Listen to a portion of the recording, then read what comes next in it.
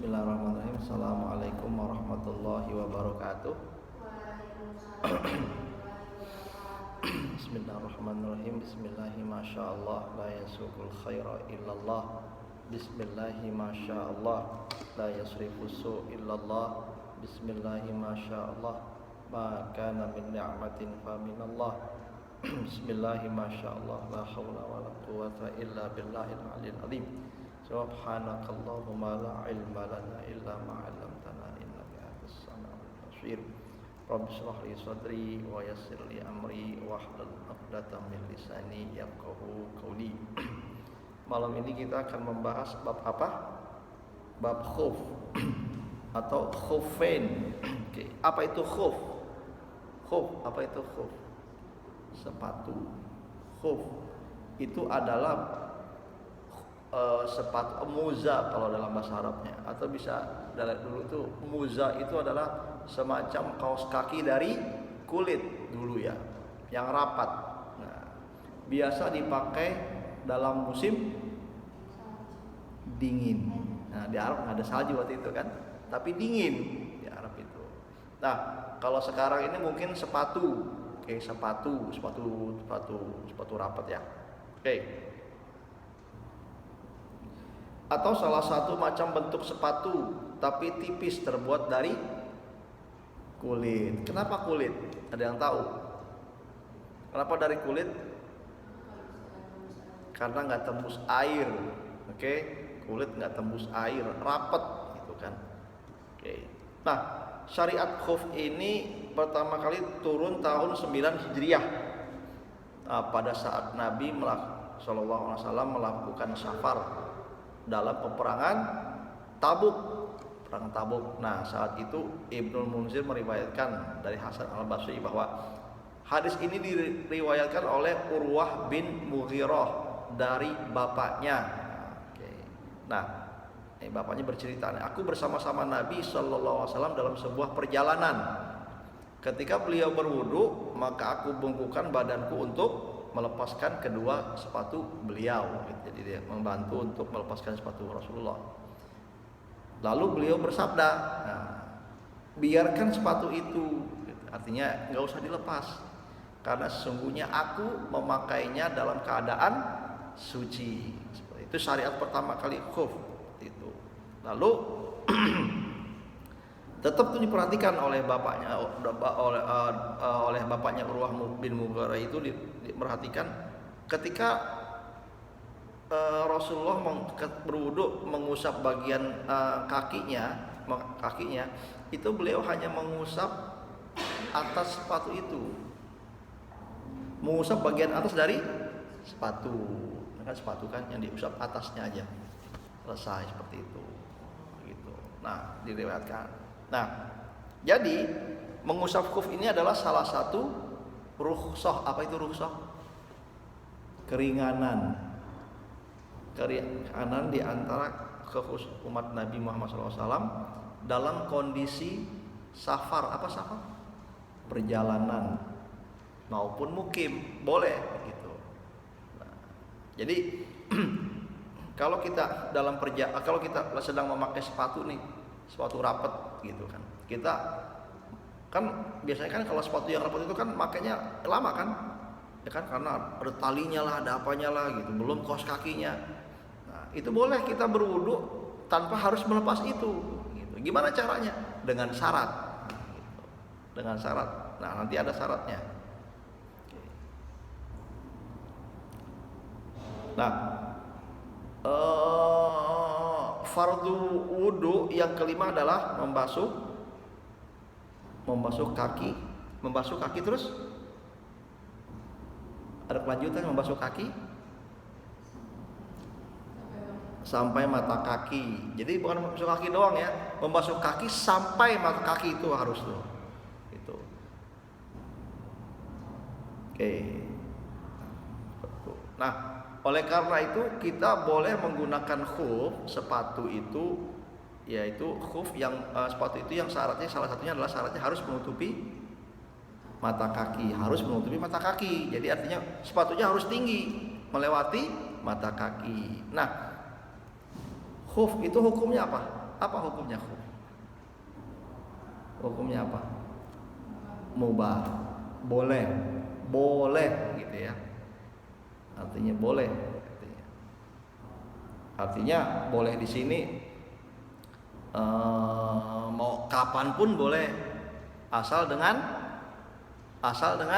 syarat tertentu gitu. Asal dengan syarat boleh. Artinya begini, tadi kan dikatakan bahwa khuf ini boleh dipakai baik dalam keadaan safar maupun mukim. Kita boleh nih, lagi di rumah nih, kita mau misal contoh, lagi di rumah, kita pulang sekolah misalnya, udah wudhu nih pakai, nah pas di rumah, di sekolah kita udah sebelum memakai sepatu kita udah wudhu kan, sampai di rumah capek, udah tidur, pas mau sholat malas lepas sepatu, udah sholat aja pakai seperti itu, pakai dengan wudhu dengan menggunakan sepatu boleh, asal dengan syarat seperti itu. Oke, nah khuf ini pemakai khuf ini mendapat rukhsah, yaitu ketika berwudu tidak harus melepas sepatu, tetapi hanya cukup mengusap bagian atas kaki saja. Yang diusap, ingat ya, yang diusap atas kaki, bukan bawahnya. Atas kakinya aja diusap pakai air, dan itu nggak perlu pakai air banyak, cuma pakai air cukup dibasahin aja tangannya, selesai basah langsung, nah selesai seperti itu. Oke, paham kan? Oke.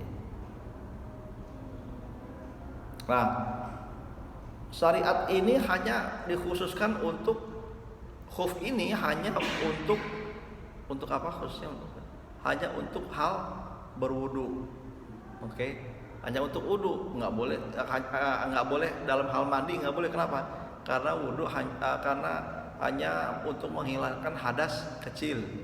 Kalau mandi kan harus menghilangkan hadas. Nah, oleh karena ini syariatnya hanya untuk wudu saja. Oke. Tidak di dalam mandi wajib atau sunnah, dan tidak dalam menghilangkan najis. Artinya jika ada seorang dalam keadaan junub, jika seorang yang kita memakai khuf nih, terus dia junub pertama, atau kakinya berdarah gitu. Oke. Nah, kemudian ia ingin menggunakan khuf dengan cara mengusap kedua khufnya itu, maka tidak boleh. Bisa tapi nggak boleh. Kenapa? Karena pertama dia punya junub, yang kedua dia ada di kakinya itu ada najis yang harus dibersihkan. Contoh misalnya dia lagi pakai khuf nih, ternyata dia lagi pakai jalan karena kakinya lecet, berdarah, ada bekas luka yang lecet lalu berdarah. Nah itu kan darah itu najis kan, makanya harus dibersihkan dengan cara yaitu, berarti dia nggak boleh memakai khuf. Dibersihkan dengan cara dibuka sepatunya dulu, baru berwudu, udah bersih baru khuf. Jadi nggak boleh saat itu juga dia harus pakai khuf, itu nggak boleh. Seperti itu, paham kan? Oke. Nah, syariat khuf ini tidak ada kaitannya dengan safar. Oke. Beda seperti apa kalau safar itu, apa ya rukhsah yang dibolehkan ketika safar apa? Sholat jamak, kan? Sholat jamak atau sholat qashar itu hanya boleh dipergunakan oleh orang yang melakukan safar atau perjalanan jarak jauh ya, perjalanan safar atau perjalanan. Nah, kalau syariat khuf ini boleh digunakan baik ketika dalam safar maupun dalam mukim. Artinya lagi di rumah aja boleh menggunakan seperti itu. Nah, oke. Syaratnya apa? Untuk orang musafir, untuk dalam keadaan safar itu syaratnya adalah jaraknya itu minimal 89 km. 89 km. Dibolehkan selama 72 jam berapa hari? 3 hari kan. 72 jam. 3 hari kan? 3 hari. Hanya boleh digunakan selama 3 hari. Oke. Artinya selama dia nggak junub, oke, selama dia nggak junub, terus nggak ada najis di daerah kakinya itu, dia boleh menggunakan syariat khuf selama 3 hari dalam perjalanan. Jadi wudu nggak perlu, sepatu nggak perlu dilepas, seperti itu. Oke, paham? Ada pertanyaan? Nggak ada. Oke. Nah, pertanyaan adalah syaratnya gimana? Syaratnya khuf, syarat boleh menggunakan khuf. Oke, ada syaratnya kan? Ada yang tahu syaratnya apa? Syaratnya? Pertama, syaratnya ya, syarat menggunakan syariat khuf. Nah, syaratnya apa? Pertama, apa? Sebelum memakai sepatu harus dalam keadaan suci.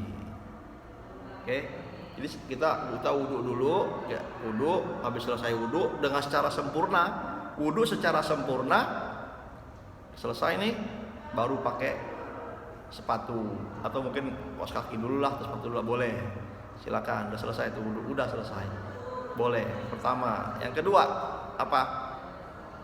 Sepatu, kita ngomong sepatu aja ya, atau sepatu yang digunakan harus tuh menutupi mata kaki. Jadi sepatunya harus tinggi, minimal apa? Ya semata kaki, harus menutupi mata kaki. Kenapa harus menutupi mata kaki? Apa? Iya, karena mata kaki itu adalah fardunya wudu, syaratnya wudu, sampai mata kaki, sampai mata kaki. Jadi sepatunya harus menutupi mata kaki, seperti itu. Yang ketiga, sepatunya harus kuat. Ya gitu, harus kuat. Artinya kuat itu kuat dipakai jalan. Ya nggak mungkin kan ada sepatu misalnya sepatu terbuat dari kertas misalnya, dibawa jalan dikit rusak, nggak bisa, nggak boleh. Sepatunya harus kuat gitu. Kuat itu maksudnya apa? Kuat apanya nih? Artinya adalah kuat dipakai untuk berjalan jarak jauh, dibuat jalan jarak jauh dia nggak rusak, nah, itu boleh. Maksudnya seperti itu. Yang keempat, kedua sepatu itu harus suci, nggak boleh terkena najis. Oke, harus suci, nggak boleh terkena najis. Jadi ketika dalam menggunakan khuf nih, kalian ketika jalan lihat-lihat gini, oh kira-kira ada yang najis, hindari.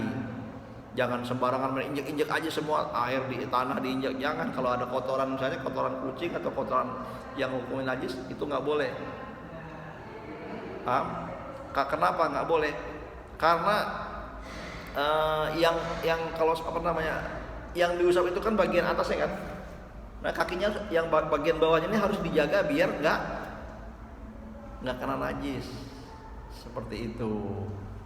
Itu harus suci. Nah zaman di Arab dulu itu kenapa mereka tuh yakin gitu, zaman Arab dulu tuh zaman dulu gitu di Arab gitu. Kenapa mereka tuh yakin sepatunya itu selalu bersih? Tahu kenapa?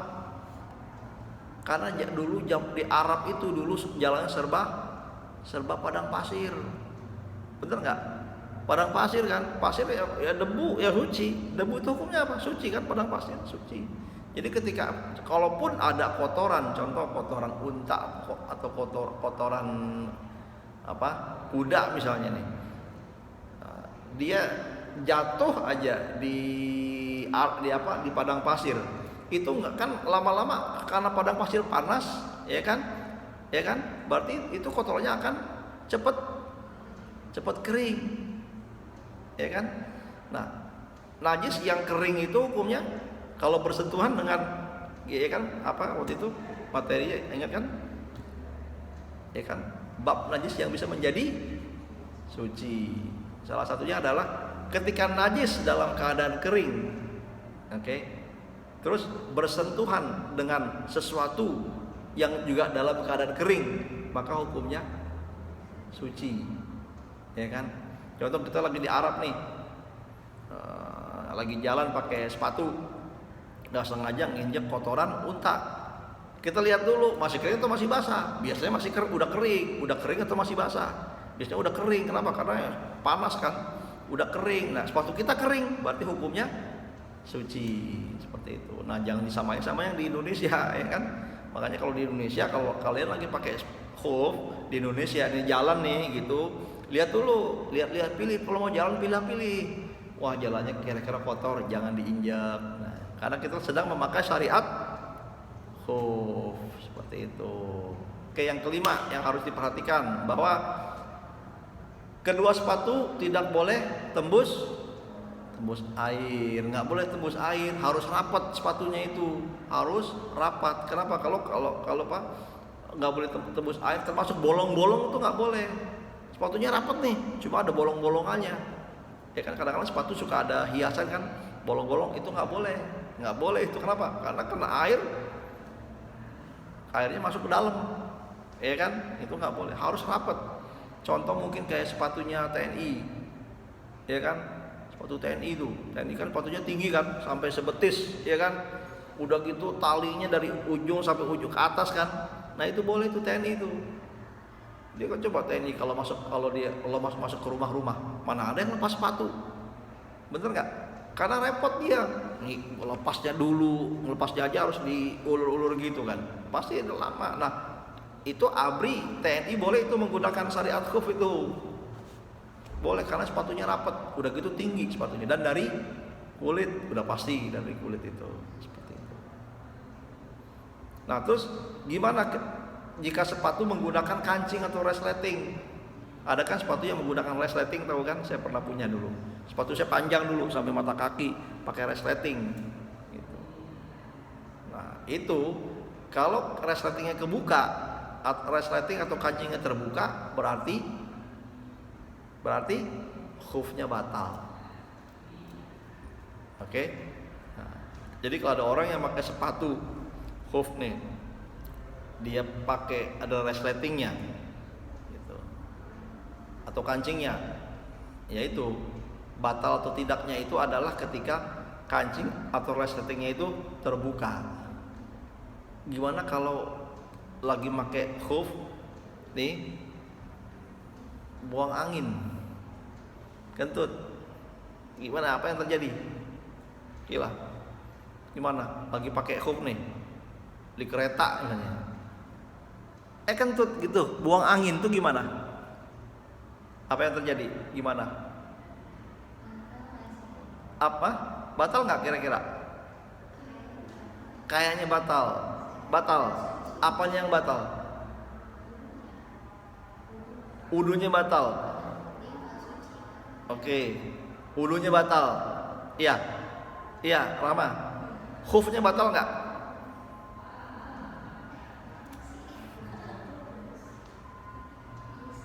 Khufnya batal nggak? Kentut misalnya nih, khufnya batal nggak? Yang kalau kentut udah pasti batal kan, wudunya batal nggak? Udah pasti batal. Gimana kalau khufnya batal nggak?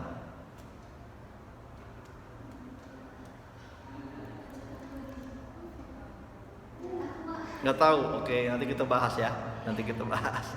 Oke, selesai ya. Tadi syaratnya khuf ada 5 ya. Oke. Nah, sekarang ketentuannya menggunakan khuf berapa lama? Oke. Nah, menggunakan khuf ini kan ada 2 macam. Apa? Ya, pertama safar, kedua mukim. Nah, itu syaratnya beda. Kalau safar tadi udah dibahas berapa hari kalau safar? 3 hari atau 72 jam. Gimana kalau mukim? Kalau di rumah aja, boleh nggak pakai khuf? Boleh. Berapa lama? Berapa hari? 1 hari. 1 hari ya. Kalau di dalam rumah batasnya cuma 1 hari 24 jam. Boleh tuh pakai syariat khuf. Kecuali kalau di dalam perjalanan itu 3 hari atau 72 jam. Oke. Nah, gimana kalau durasinya sudah habis? Nah, contoh kalau dalam perjalanan durasinya habis. Tuh 3 hari nih, udah mau 4 hari dalam perjalanan.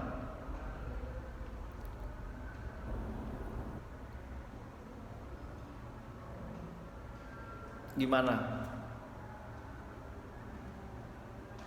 Jika durasinya sudah habis dan belum terjadi sesuatu yang membatalkan wudhu, paham? Durasinya habis nih, udah 3 hari, contoh, apa namanya? Durasinya sudah habis, nih, sudah 74 jam misalnya, oke, 3 hari lebih ya. Maka, dan belum terjadi sesuatu yang membatalkan wudhu. Oke, udah habis waktunya, tapi kita belum, wudhunya masih ada. Wudhu kita masih ada, belum batal. Maka jika hendak mau sholat cukup hanya dengan membasuh kaki saja. Seperti itu. Nah, jika ingin memperbaharui durasinya lagi, cukup dengan menanggalkan khuf lalu bersuci dengan sempurna, dipakai lagi. Kalau udah habis nih, mau kita perjalanan masih 2 hari lagi. Kita udah 3 hari lebih. Nih 74 jam misalnya kan. Tapi kita perjalanan masih sehari lagi nih, 24 jam. Ya udah. Berarti gimana caranya? Cukup lepas lagi sepatunya. Lepas sepatunya semua, wudhu secara sempurna, membasuh kaki, pakai lagi khufnya. Berarti dapat jatah berapa hari lagi? 3 hari lagi, seperti itu. Oke. Nah, nih yang membatalkan khuf. Nah, yang tadi yang saya pertanyakan. Yang membatalkan khuf. Apa yang membatalkan khuf? Pertama, membatalkan khuf ya. Terjadinya hadas besar yang mewajibkan mandi. Terjadi hadas besar yang mewajibkan mandi, batal khufnya. Meskipun baru 1 hari lagi di perjalanan nih. Atau kita junub, atau perempuan keluar darah haid, ya, batal, berarti batal khufnya. Yang kedua, apa? Tadi yang saya bilang, sepatu itu, melepaskan sepatu atau kaos kaki yang sedang dipakai, nah, itu batal dengan sengaja, kan. Contoh, kita lagi khuf nih, baru sehari pakai khuf, aduh panas nih, kaki keringetan, misalnya ya kan. Kaki keringetan nih, dibuka tuh sepatunya. Jangan kan sepatunya, resleting aja dibuka, itu batal. Apa yang batal? Khufnya yang batal. Khufnya batal. Oke, berarti dia nggak harus khuf wudhu ulang lagi. Lepas dulu, wudhu lagi, lalu pakai lagi. Oke, bila sudah habis batasan waktu dibolehkan mengusap sepatu atau kaos kaki tersebut. Oke, kalau batas sudah habis, sedangkan wudhunya masih ada, maka dibolehkan mengusap sepatu atau kaos kaki tersebut. Yang keempat, yang membatalkan khuf apa? Ada najis yang mengenai khufnya, itu batal khufnya. Oke, ada najis nih, membatalkan yang mengenai khuf, maka khufnya batal. Itu ada 4. Oke, paham? Ada pertanyaan? Nggak ada. Terakhir, tata cara khuf. Gimana cara khuf? Oke. Cara kita bahas khuf aja ya. Kalau wudu Kalau wudu sama kalau dalam keadaan khuf nih, itu semua wudu sama ya, Wudu sama ya kalau dalam keadaan khuf. Wudu sama kalau mukanya sampai segini, tangannya sampai siku, semua sama. Nah, yang beda adalah di mengusap kaki. Gimana caranya? Yaitu mengusap bagian zohir atas khuf, walau hanya sedikit, bahkan dengan setetes air boleh. Jadi yang tadi saya bilang, contoh ini sepatu ya, khuf ya. Jadi nggak perlu dibasahin pakai air. Kayak kita wudu, sepatunya dibasahin pakai air gitu, nggak perlu. Atau pakai air air ini kita nih, setangan kita ini langsung kita nggak perlu. Cukup ada air di keran, kita basahi aja dengan tangan kita basah, asal tangan kita basah aja, terus diusap bagian atasnya seperti itu. Nah gitu.